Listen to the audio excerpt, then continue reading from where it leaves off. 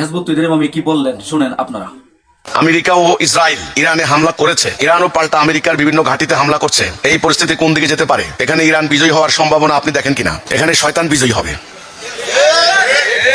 কে বিজয়ী হবে? শয়তান বিজয়ী হবে, ইবলিস বিজয়ী হবে, দাজ্জাল বিজয়ী হবে। আল্লাহকে বিজয়ী করতে হলে তাওহীদ লাগবে। আল্লাহকে বিজয়ী করতে হলে অন্য অস্ত্র। ইবলিসকে হারাইতে হলে লাগবে তাওহীদ, এবং বাহিনী লাগবে মোমেনদের বাহিনী। কিসের বাহিনী? মোমেনদের বাহিনী। মোমেনদের যিনি নেতা হবেন তিনি হবেন মনসুরুন, আল্লাহর সাহায্যপ্রাপ্ত, ডিরেক্ট আল্লাহর নসরপ্রাপ্ত। আল্লাহর ফেরেশতা থাকবে ওনার সাথে।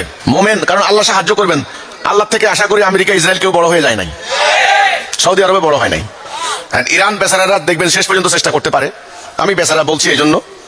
হ্যাঁ, ইরানকে আপনি কি করবেন? পুরা সৌদি আরবের অর্থ অস্ত্র, সৌদি আরবের পুরা সুন্নি বেল্ট ইরানের বিরুদ্ধে। ইরান কি করবে এখন?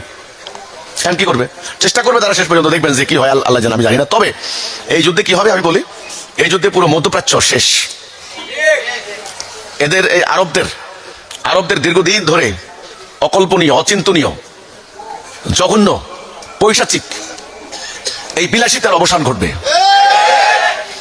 আরো কর্তৃত্ব কায়েম হবে ইসরায়েল আমেরিকার। ওরা এতদিন মাটির নিচে তেল সব নিচে, এবার মাটির উপরে সম্পদ আর রাখবে না। এটা ঘটবে। আরো অরাজকতা হবে, আরো অশান্তি হবে। আর আমাদের মতো এই দেশের লক্ষ লক্ষ শ্রমিকরা ওদের ওখানে গিয়ে বেকার খাটবে, টাকা সব ওরা শোষণ করে নিয়ে যাবে। তো এই যুদ্ধে কে বিজয় হবে? এই যুদ্ধে শয়তান বিজয় হবে, ইবলিস বিজয় হবে। মানবতা বিনাশ হবে, শহর নগর বন্দর ধ্বংস হবে, লক্ষ লক্ষ মানুষ উদ্বাস্ত হবে, বোমার আঘাতে, গুলির আঘাতে শেষ হয়ে যাবে। এই সামনে আগামী দিন এই ধ্বংসযজ্ঞ মানব জাতি দেখবে। তৃতীয় বিশ্বযুদ্ধের সূচনা মনে করেন না শুরু হয়ে গেছে। এখন এইসব যুদ্ধে বিজয় লাভ করার জন্য দরকার হচ্ছে কি? তাওহীদ। কি দরকার? তাওহীদ। এই জন্য আল্লাহ ডিরেক্ট হস্তক্ষেপ। বাহিনী লাগবে মোমেন বাহিনী, আর মোমেনদের যিনি নেতা হবেন তিনি হবেন আল্লাহর সাহায্য প্রাপ্ত, আল্লাহর নসর প্রাপ্ত। ওনার সাথে আল্লাহর ফেরেশতা থাকবে, 5000 ফেরেশতা।